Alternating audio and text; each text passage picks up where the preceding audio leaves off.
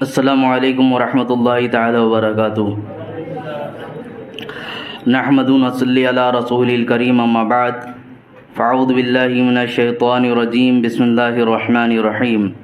ان اللہ وملائکتہ یصلون علی النبی یا ایہا الذین آمنوا صلوا علیہ وسلموا تسلیما۔ اللہم صل علی سیدنا وشفیعنا مولانا محمد بارک وسلم، صلاۃ و سلام علیک یا رسول اللہ صلی اللہ تعالی علیہ وسلم۔ الحمدللہ گزشتہ کئی دنوں سے آپ نے درس عقائد سماعت کیا، اس کے بعد اب درس فقہ کی طرف ہماری یہ محفل شروع ہے۔ درس فقہ میں آپ نے وضو اور غسل کے حوالے سے مسائل سماعت کیے، اس کے طریقے کو آپ نے سماعت فرمایا۔ غسل اور تیمم، غسل اور وضو دو ایسی چیز ہیں کہ جن کا کرنا پانیوں کے ذریعے ہوتا ہے۔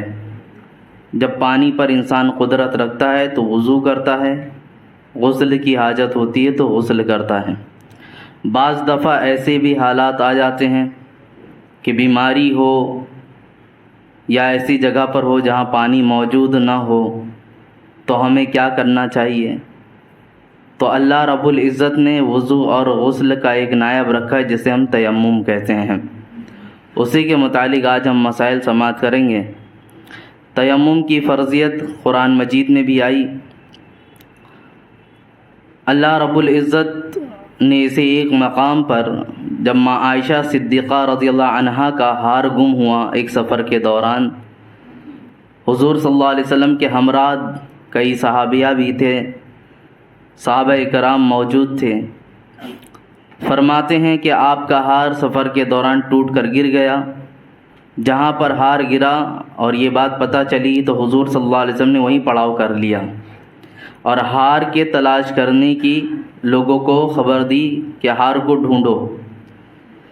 یہ بخاری شریف کی حدیث ہے۔ بعض لوگ اسی حدیث کو لے کر حضور صلی اللہ علیہ وسلم کے علم غیب پر بھی اعتراض کرتے ہیں، خیر اس کے جوابات ہیں۔ ان کا کہنا یہ ہے کہ جب رسول پاک صلی اللہ علیہ وسلم کو علم غیب تھا تو خود کیوں نہیں بتا دیا کہ فلاں جگہ ہار ہے؟ انہوں نے صحابہ کرام سے کیوں کہا؟ اگر رسول پاک صلی اللہ علیہ وسلم فوراً بتا دیتے ہار کہاں پر ہے تو آج جو تیمم کی فرضیت اور یہ نائب پن ہمیں ملا ہے وضو اور غسل کا، یہ میسر نہ آتا۔ ہوا ایسا تھا کہ ہار ڈھونڈتے ڈھونڈتے بڑا وقفہ چلا گیا، فجر کا وقت تک آ گیا۔ اب صحابہ کرام پریشان تھے کہ جس جگہ ہم نے پڑاؤ کیا یہاں تو دور دور تک پانی بھی موجود نہیں ہے۔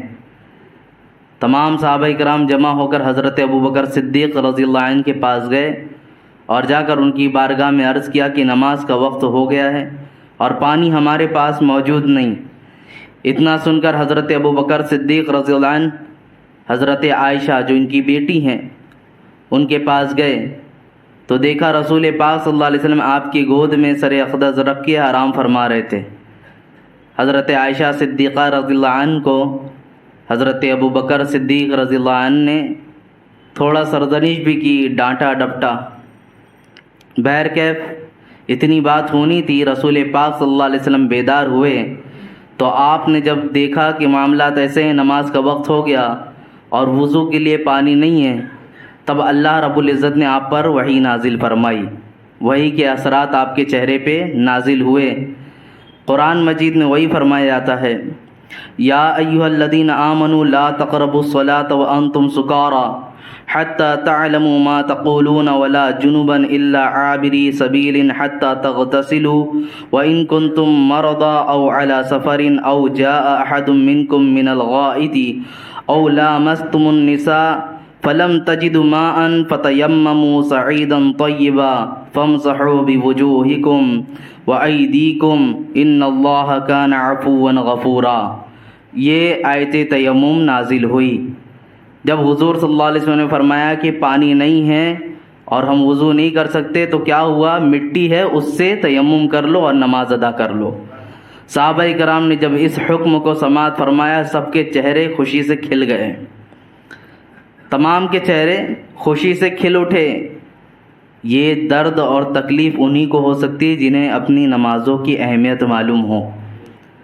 حضور صلی اللہ علیہ وسلم موجود ہیں، حکم مل چکا ہے نماز کا، تو عام طور پہ یہی تو ہوتا ہے، ابھی ہمارے بڑے نے نہیں پڑھا، ہم کیوں پریشان ہو رہے ہیں؟ جو نماز کا تحفہ لا کر دیے وہ ابھی نہیں پڑھے، تو ہمیں اتنا پریشان نہیں ہونے کی ضرورت ہے، وہ جو کریں گے ہم بھی وہی حکم میں شامل ہو جائیں گے۔ لیکن نہیں، فرضیت ہو چکی ہے۔ جب کوئی چیز فرض ہوتی ہے کسی پر، تو کسی کے ذریعے فرض نہیں ہے کہ اس پر فرض ہے تو ہم پر فرض ہے۔ آپ پر بھی فرض علیحدہ ہے، اس پر بھی فرض علیحدہ ہے۔ آپ صاحب استطاعت ہیں تو زکوٰۃ کی فرضیت آپ پر الگ ہے، کوئی اس نصاب کو نہیں پہنچتا تو وہ اس پر فرض نہیں ہے۔ ایسا نہیں کہ ہمارے پڑوسی پہ زکوٰۃ فرض ہے تو ہم پر بھی فرض ہے، یوں حکم نہیں ہے۔ تو خیر، صحابہ کرام چاہتے تو رسول پاک صلی اللہ علیہ وسلم کو دیکھ کر وہ بھی مطمئن رہتے، جو حکم ہوگا دیکھا جائے گا، لیکن انہوں نے پریشانی کا حال بیان کیا کہ ہماری نماز کیا ہوگا اس کا، کیونکہ پانی تو دکھ نہیں رہا ہے اور بغیر وضو کے ہم نماز پڑھ نہیں سکتے۔ تب یہ حکم نازل ہو گیا کہ تیمم کیا جائے، مٹی سے تیمم کریں۔ اب وہ مسائل تیمم کا طریقہ کیا ہے، وہ 6 پارے میں بھی اس کا ذکر آیا ہے۔ خیر، اب ہم چند مسائل کی طرف چلتے ہیں کہ تیمم کرنے کا طریقہ کیا ہوتا ہے، تیمم میں کتنی چیزیں فرض ہیں، کن چیزوں سے تیمم کرنا جائز ہے، کن چیزوں سے ناجائز ہے، اور تیمم کب کرنا ہے، کن کو کرنا ہے، وہ سارے مسائل آپ سماعت کریں۔ سب سے پہلے تیمم کا طریقہ آپ سماعت کر لیں۔ تیمم کا طریقہ یہ ہے کہ اول دل میں نیت کرے۔ آپ کے دل میں سب سے پہلے یہ نیت ہونا چاہیے کہ میں پاکی حاصل کرنے کے لیے وضو کا تیمم کر رہا ہوں یا غسل کا تیمم کر رہا ہوں، دونوں میں سے، کیونکہ وضو اور غسل دونوں کا تیمم ایک ہی ہے، یہ بات ہمیشہ یاد رکھیے گا۔ سب سے پہلی چیز آپ کے دل میں نیت ہونا چاہیے۔ دوسرے نمبر پر اپنے ہاتھ کی انگلیاں کشادہ کر کے زمین پر مارے۔ جن چیزوں سے تیمم کر رہا ہے اس کا ذکر آگے کرتا ہوں، ابھی طریقہ سماعت کریں۔ مٹی ہو، دھول ہو، اب آپ کو ہاتھ اپنے اس طرح لینا ہے، یوں زمین پر پٹکنا ہے، پٹکنے کے بعد پھر یہ ہاتھ کو یوں یوں جھاڑنا ہے آپ کو، تاکہ زیادہ گرد لگ گئی ہو تو وہ کم ہو جائے، اور پھر اس کو اپنے چہرے پر مسح کر لینا ہے۔ تو یہ چہرے کا مسح ہوا۔ پھر اس کے بعد اپنے ہاتھ کو زمین پر پٹکنا ہے اور اس طرح یہاں سے لے کر اپنے ہاتھ کو ادھر تک لانا ہے، یہاں سے لے کر نیچے سے یہاں تک لانا ہے، پھر اس کو کلائی کو یوں پکڑ کر ایسے ایسے ایسے کر دینا ہے۔ آئی بات سمجھ میں؟ کیونکہ آپ نے ہاتھ مارا تو اتنے پہ تو تیمم کے لیے مٹی لگی گئی تھی، بچا تھا یہ حصہ اور کوہنیوں تک کا حصہ، تو اس کے لیے فرمایا کہ آپ مٹی سے اپنی انگلیوں سے یوں مٹی کو پھیریں یہاں تک، پھر نیچے سے ہاتھ یہاں تک لائیں، پھر اس کے بعد یوں کر لیں، تو اس طرح پورا احاطہ ہو جائے گا۔ تو تیمم میں یہی چیزیں فرض ہیں۔ دوسرے ہاتھ پہ بھی ایسے ہی کرنا ہے، یہاں سے ہاتھ یوں کھینچ کر کوہنیوں تک لائے، نیچے سے کلائی کے پاس سے کھینچ کر یہاں تک لائے، پھر ہاتھ کو یوں مٹھی بنا کر پورا ہم نے کوہنیوں تک کر لینا ہے۔ یہ تیمم کا طریقہ ہے۔ تو تیمم کا طریقہ اچھی طرح سیکھ لیں۔ نیت کرنا ہے، چہرے پر مسح کرنا ہے اور اپنے ہاتھوں کا مسح کرنا ہے۔ اس میں پیر، سر کا مسح یہ سب کچھ بھی نہیں ہے، یہی 3 چیزیں ہیں۔ آئی بات سمجھ میں سب لوگوں کو؟ تو یہ تیمم کا طریقہ جو یہاں پر بتایا گیا اس پر ہمیں عمل کرنا ہے۔ اب کہہ رہے ہیں تیمم کی جو نیت ہے، کیا اس میں کچھ الفاظ ہیں یا دل میں نیت کر لی جائے یہی کافی ہے؟ نیت، اس کا ڈیفینیشن سمجھ لیں، ہر چیز کے بارے میں ہے۔ نیت دل کے پکے ارادے کو کہتے ہیں، اور زبان سے کہہ لینا افضل ہوتا ہے، اور کچھ چیزوں کی نیت عربک میں کی جاتی ہے۔ اگر عربی میں کوئی نیت کرتا ہے تو یہ مستحب ہے، کرا تو ثواب، نہیں کیا تو کوئی گناہ نہیں ہے۔ تو تیمم کی بھی نیت بتائی گئی۔ نویت ان اتیمم تقربا الی اللہ تعالی، نویت ان اتیمم، نویت ان اتیمم تقربا الی اللہ تعالی، یہ عربی لفظ ہے کہ میں نے نیت کی تیمم کرنے کی، کس واسطے سے؟ تاکہ اللہ کا قرب حاصل ہو۔ اب اللہ کا قرب کہاں حاصل ہوگا؟ آپ پاکی حاصل کریں گے تبھی تو اللہ کا قرب حاصل ہوگا آپ کو۔ تو یہ جو حکم فرمایا گیا تیمم کرنے کا، اس کی نیت کے لیے یہ الفاظ دیے گئے۔ ساتھ ہی ساتھ یہاں تیمم کے بارے میں ایک مسئلہ لکھا گیا جو میں نے پہلے آپ کو بتا دیا کہ تیمم غسل کا اور وضو کا دونوں ایک ہی طریقہ ہے، اسی لیے یہاں نیت کو خاص کر دیا گیا کہ آپ کس نیت سے تیمم کرتے ہیں۔ آپ کی نیت اگر وضو کے لیے ہے تو آپ وضو کا تیمم کریں، غسل کے لیے ہے جیسے کسی کو قضاء حاجت کے بعد ایسا معاملہ پیش آیا کہ پہلے وضو سوچا تھا، بعد میں ایسا ہوا کہ نہیں مجھ پر غسل بھی فرض ہے، تو اب تیمم اسے غسل کا بھی کرنا ہے۔ تو ایک مسئلہ تو یہ ہے آپ کے سامنے کہ وضو کا تیمم الگ ہے، غسل کا تیمم الگ، نیت ہے نا، لیکن کسی کو وضو اور غسل دونوں تیمم کرنا ہو تو کیا 2 بار تیمم کرے گا؟ ایک ہی تیمم دونوں کے لیے کافی ہوگا۔ دونوں کی نیت کر لے کہ میں غسل کا بھی تیمم کر رہا ہوں اور یہی ہمارے وضو کا بھی تیمم ہے، تو اس کے لیے دونوں کافی ہو جائے گا، یہ طریقہ ہے۔ پھر فرمایا گیا اگر وضو اور غسل تیمم میں کتنی باتیں فرض ہیں، وضو اور غسل کا تیمم تو دونوں ایک ہی ہے، آگے فرما رہے تیمم میں کتنی باتیں فرض ہیں، تو کہہ رہے تیمم میں 3 باتیں فرض ہیں۔ میں نے بتایا نیت کرنا، چہرے پہ مسح کرنا اور دونوں ہاتھوں کو کوہنیوں سمیت دھونا۔ اب یہاں پر ایک ہلکی سی باریک سی بات سمجھ لیں، اگر عورتیں وغیرہ ہیں کہ جن کی چوڑیاں وغیرہ ہوتی ہیں تو ان چوڑیوں کو ہٹا کر وہاں ہاتھ پھیرنا فرض ہے ان کو، اگر ان چوڑیوں کے اوپر سے ہاتھ لے گئے تو تیمم نہیں ہوگا۔ اسی طرح مرد حضرات انگوٹھی پہنتے ہیں، اس انگوٹھی کو ہٹا کر سرکا کر وہاں پر بھی ہاتھ پھیرنا ہوگا تاکہ ادھر بھی ہاتھ، کیونکہ یہ دونوں کوہنیوں سمیت ہے نا فرض، تو اگر اس میں بھی چھوٹے گا وہ حصہ جہاں ہاتھ نہیں پھر پایا تو آپ کا تیمم نہیں ہوگا، لہٰذا تیمم کرتے وقت اس کا بھی خیال رکھیں۔ اب کن چیزوں سے ہم تیمم کر سکتے ہیں اس کے بارے میں بات سماعت کر لیں۔ ابھی تک یہ اتنا بیان ہوا کہ تیمم میں کیا فرض ہے، تیمم کا طریقہ کیا ہے، کن کن چیزوں کے لیے تیمم ہے، غسل اور وضو دونوں کے لیے تیمم ہے، اتنا سماعت کیا آپ لوگوں نے، سمجھ گئے ہوں گے میرے خیال سے۔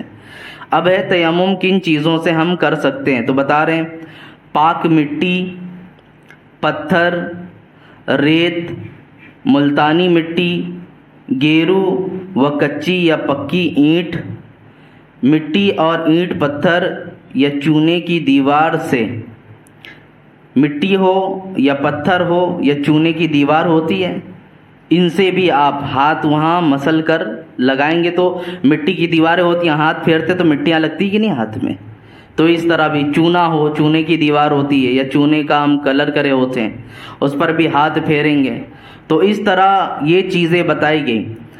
ریت پڑی ہوئی ہے، مٹی پڑی ہوئی ہے، تو ان سب چیزوں سے ہم تیمم کر سکتے ہیں۔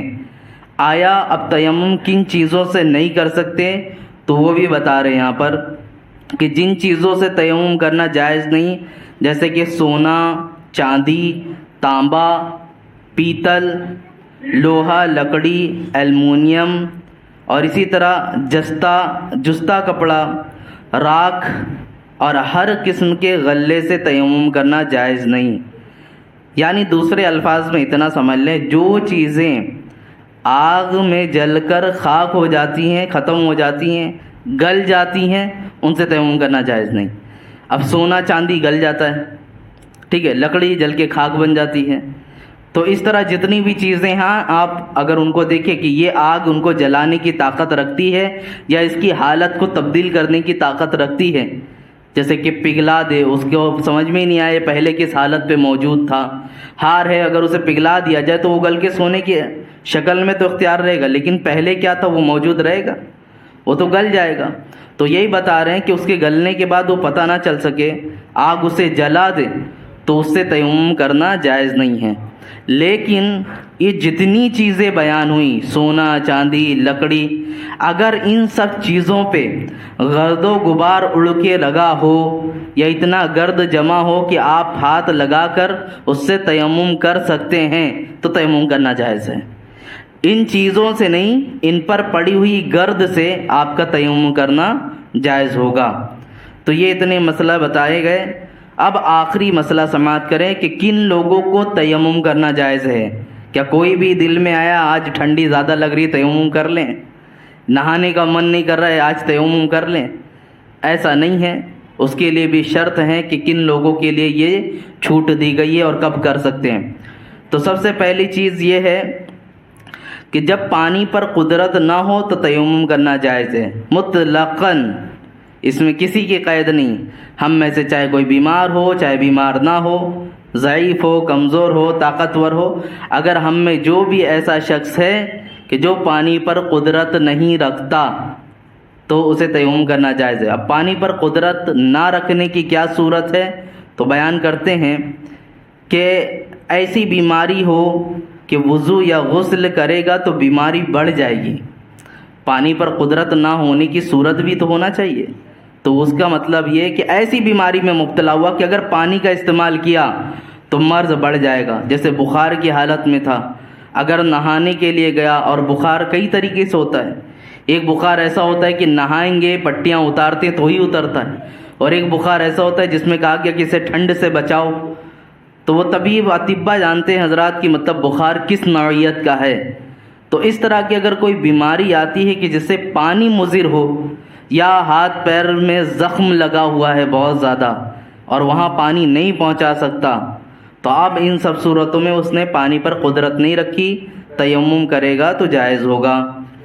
یوں ہی بتا رہے ہیں کہ ایسی جگہ موجود ہو کہ جہاں چاروں طرف 1.5 کلومیٹر تک پانی کا اتا پتہ بھی نہ ہو، ایسی جگہ چلا گیا جہاں 1.5 کلومیٹر تک پانی چاروں طرف دیکھنا ہے ہمیں، ہاں صرف ایسا نہیں کہ پیچھے تو پاس میں ہی موجود ہے، اس طرف کھلا میدان ہے تو اس طرف 1.5 کلومیٹر دیکھنا ہے، ایسا نہیں، چاروں طرف ہم جس جگہ موجود ہے وہاں دیکھنا ہے کہ 1.5 کلومیٹر کے احاطے میں اندر اگر پانی موجود ہے تو ہمیں ان پانی کے ذریعے وضو اور غسل کرنا فرض ہے۔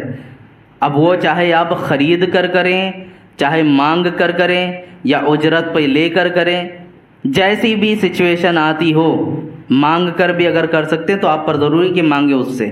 پیسہ موجود ہے، پیسہ دے کر اس سے خرید سکتے ہیں تو پیسہ دے کر خرید کر پھر استعمال کریں، یہ ساری صورتیں ہیں اس میں۔ لیکن خیر یہ کب ہے کہ جب آپ کے 1.5 کلومیٹر کے اندر ہی وہ چیز موجود ہو، جیسے کہ میں نے بتایا کہ ایک ہے کہ پانی موجود ہی نہیں چاروں طرف 1.5 کلومیٹر تک، تو آپ تیمم کر لیں۔ اور ایک یہ صورت ہے پانی موجود تو ہے لیکن اس میں عام اجازت نہیں ہے، کسی کے گھر میں ہے یا کسی کا خاص تالاب ہے، کنواں ہے، اور وہ پیسہ اجرت لے کے استعمال کرنے دیتا ہے، تو اب اس کے پاس جائے، آپ کے پاس رقم ہے، پیسہ ہے تو اسے دے کر استعمال کریں۔ اور اگر یہ بھی چیز موجود نہیں ہے تو اسے مانگ کر استعمال کریں کہ مجھے نماز پڑھنی ہے، تلاوت کرنی ہے، عبادت کرنی ہے، مجھے استعمال کرنے دیا جائے۔ اور ادھار کر سکتا ہے تو ادھار بھی کر لیں، یہ ساری سچویشن ہے، حالتیں ہیں وہاں پر۔ لیکن اگر موجود نہیں ہے تو آپ کے لیے یہ چھوٹ دی گئی کہ تیمم کر لی جائے، ٹھیک ہے۔ پھر یہاں بتا رہے ہیں کہ اتنی سخت سردی ہے کہ معلوم ہے اگر پانی کا استعمال کیا تو مر جانے یا بیمار ہو جانے کا سخت اندیشہ ہے۔ کبھی کبھی سردیاں اتنی سخت ہوتی ہے کہ پانی کے استعمال سے جن چیزوں پہ پانی ڈالا جائے، پانی آج تو گرم کر کے استعمال کر سکتے ہیں، پہلے زمانے میں اتنی سہولتیں نہیں تھیں، آگ جلائیں گے، پانی کب گرم کریں گے، کب گرم ہوگا، بہت ٹھنڈا رہتا تھا، تو پانی کے استعمال سے ہاتھ کے شل ہو جانے کا ایک اندیشہ ہوتا ہے، یعنی وہ ہاتھ کام کرنا بند ہو جاتا ہے ٹھنڈ کی وجہ سے۔ تو جن جگہوں پر پانی ڈالے اگر ایسا اندیشہ ہے کہ باڈی ہماری تکلیف میں پڑ جائے گی یا بیمار ہے تو بیماری اور بڑھ جائے گی یا مر جانے کا اندیشہ ہو جائے گا، یہ اگر پختہ یقین ہے تو اس کے لیے بھی رخصت دی گئی کہ وہ بھی تیمم کر لے۔ پھر فرماتے ہیں اگر ایسی جگہ موجود ہوا، جیسے 1.5 کلومیٹر کا فاصلہ تو ہے لیکن درمیان میں ایسی حالت ہے کہ کنواں بھی موجود ہے، سب کچھ ہے، اب لیکن ڈول موجود نہیں ہے وہاں پر، پانی نکالے تو نکالے کیسے؟ تو ظاہر سی بات ہے باوڑی کے اندر ڈبکی تو مار کر آئے گا نہیں، جائے گا تو نکلے گا کیسے؟ ہو سکتا ہے کچھ ہوں ٹیلنٹڈ لوگ جو ایسے کر لیں، لیکن عام طور پہ جو شریعت وہ حکم بتاتی ہے کہ یہاں پر اگر ڈول وغیرہ موجود نہیں ہو تو وہ تیمم کرے اور اپنی نماز کو پڑھ لے، اگرچہ پانی موجود تھا، کیونکہ پانی تو موجود ہے لیکن نکالنے کا ذریعہ نہیں موجود ہے۔ اور شریعت زبردستی یہ نہیں کہتی ہے کہ کرنا ہے تو کرنا ہے، ہر چیز کی سہولت ہے، پھر آخر میں جو یہ ساری باتیں بتائی گئیں، یہ کہہ رہے ہیں کہ ان کے علاوہ اور بھی حالتیں ہیں، اگر تفصیل کے ساتھ کوئی پڑھنا چاہے تو دیگر کتب میں مطالعہ کر سکتا ہے، بڑی کتابیں جو فقہ کی، بہار شریعت، فتاوی رضیہ وغیرہ، اگر اس میں جا کر رجوع کرنا چاہے تو اور بھی حالتیں ہیں جس میں قدرت نہ رکھنے کی بات بتائی گئی، لیکن یہ آپ کی سمجھ کے لیے اتنے مسائل بتائے گئے کہ جب آپ کے اوپر ایسی حالت آ جائے تو آپ وضو اور غسل کرنے کی طاقت نہ رکھتے ہوں تو تیمم کر لیں۔ کیوں اتنا ہم پریشان ہو رہے تیمم تیمم تیمم کیوں اتنا ہے؟ یہاں اصل حالت یہ بتانی کہ حالت کیسی بھی ہو نماز ادا کر لو۔ سب سے اصل بات جو بتانی وہ یہی ہے کہ نماز آپ ادا کر لو، پانی نہیں بھی ہے تو چاہے جیسی حالت ہو، آپ جہاں پر بھی موجود ہو۔ میاں نماز کی فرضیت اس قدر ہے، بہار شریعت پہ ایک مسئلہ میری نگاہوں کے سامنے سے ایسا بھی گزرا کہ اگر کوئی شخص ڈوب رہا تھا پانی کے اندر اور ڈوبتے ڈوبتے ایسی حالت تھی کہ پھر وہ بیچ سمندر میں تھا یا ندی میں تھا، لیکن ایسی جگہ پہ پہنچ گیا جہاں وہ کھڑا ہو سکتا ہے سمندر میں ہی، ایسی حالت ہے کہ اب ٹک سکتا ہے، ڈوب نہیں رہا ہے، اگرچہ پانی کے اندر موجود ہے، تو کہہ رہے ایسی حالت میں بھی نماز اس پہ فرض ہے، ایسی حالت میں بھی۔ اب ذرا سوچ لیں، ہمیں تو ذرا سا زخم ہو، تکلیف ہو، ہم تو نماز کو چھوڑ دیتے ہیں، لیکن نماز کی اہمیت اور فرضیت کو سمجھیں۔ نبی پاک صلی اللہ علیہ وسلم آخری جماعت میں آپ کے وصال سے قبل کیسی حالت میں شریک ہوئے تھے؟ 2 صحابہ کرام کے کندھوں پر ہاتھ رکھ کر ان کو لایا گیا تھا، پیر زمین میں ایسے گھسڑتے ہوئے آئے تھے۔ آپ نے وہاں پر بتانا یہی تھا اپنے امتیوں کو کہ نماز کی اہمیت کیا ہے۔ یہ مسائل جو آپ کے سامنے بیان ہوئے عزیزان مکرم، بولنا اتنا ہی ہے کہ یہ مسئلے صرف سن کر سمجھ کر اور یہ نہ سوچے کہ وقت آئے گا تو استعمال کریں گے۔ ہر کسی کا کچھ نہ کچھ پس منظر ہوتا ہے، ان مسئلوں کے بیان کا بھی یہی وجوہات ہیں کہ آپ اپنی نمازوں کو ادا کریں، کسی بھی اعتبار سے چھوڑیں نہ۔ بیمار ہیں اس کا بہانہ نہیں ہو سکتا، بیمار تھا اس لیے نہیں آیا، بیمار تھا اس لیے نماز نہیں پڑھا۔ عزیزان مکرم، کتنی سہولتیں دی گئی ہیں نماز کی، آپ خود بھی جانتے ہیں، اشاروں سے نماز تک پڑھنے کی اجازت ہے۔ کوئی بیٹھ نہیں سکتا تو کہہ رہے کرسی پہ بیٹھ کے نماز پڑھے، کھڑا نہیں ہو سکتا تو بالکل بیٹھ کے اشاروں سے نماز پڑھے، ہر طرح تو سہولت ہے، لیکن پڑھے۔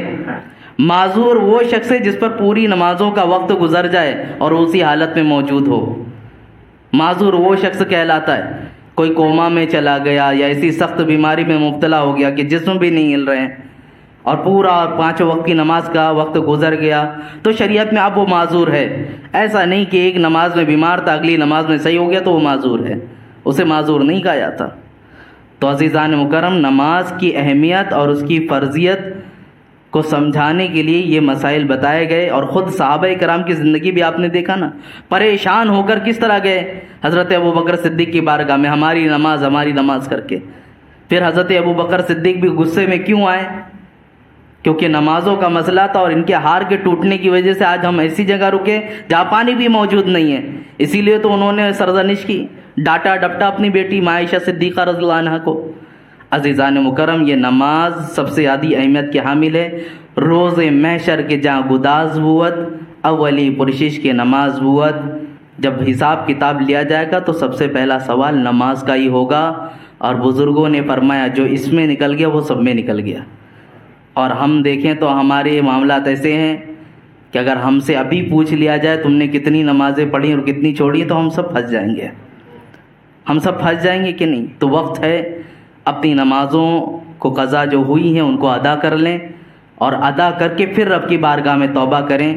دعا ہوتی ہے توبہ کے لیے، بارہا ہم ہاتھ اٹھاتے ہیں، اے اللہ معاف کر دے معاف کر دے کرتے ہیں، معاف یقیناً وہ رب رحمان ہے، لیکن نماز جو قضا ہوئی ہے وہ یوں ہی معاف نہیں ہوگی، ان کو پہلے ادا کریں اور پھر یہ توبہ کریں مولا جو تاخیر سے میں نے ادا کی اس کے لیے معافی دے دے، یقیناً وہ رب کریم ہے، ہمیں ضرور معاف کرے گا۔ اللہ رب العزت کی بارگاہ میں دعا ہے مولا تعالی ہم سب کو کہنے سننے سے ادا عمل کی توفیق عطا فرمائے۔ اے پاک پروردگار عالم ہم سب کو اپنی نمازوں کو صحیح طریقے پر عمل کرنے کی توفیق عطا فرما۔ اے اللہ ہم سب کو اپنے جسم کو پاکیزہ رکھنے کی توفیق عطا فرما۔ مولا تعالی ہمیں اپنے وضو اور غسل کو صحیح طریقوں سے ادا کرنے کی توفیق عطا فرما۔ مولا جانے انجانے میں کہنے سننے میں کسی اعتبار سے لغزش خطائیں سرزد ہوئی تو مولا اپنے حبیب کے صدقے طفیل ہم سب کو بخش دے، ہم سب کو معاف فرما۔ مولا تیری بارگاہ میں اس ماہ رمضان کو وسیلہ بنا کر دعا کرتے ہیں مولا ہم سب کو تو مغفرت ہوئے لوگوں میں شمار فرما۔ مولا یہاں جتنے لوگ بیٹھے ہیں ہم سب کو مسجد میں نکلنے سے پہلے بخشوں میں شمار عطا فرما۔ اے پاک پروردگار عالم تجھ سے یہ کیوں کہوں، یہ عطا ہو وہ عطا ہو، اپنے حبیب کے صدقے میں وہ دے جس سے ہم سب کا بھلا ہو۔ وصلی اللہ تعالی علی خیر خلقہ محمد وآلہ وصحبہ اجمعین برحمتک یا ارحم الراحمین۔ السلام علیکم ورحمۃ اللہ تعالی وبرکاتہ۔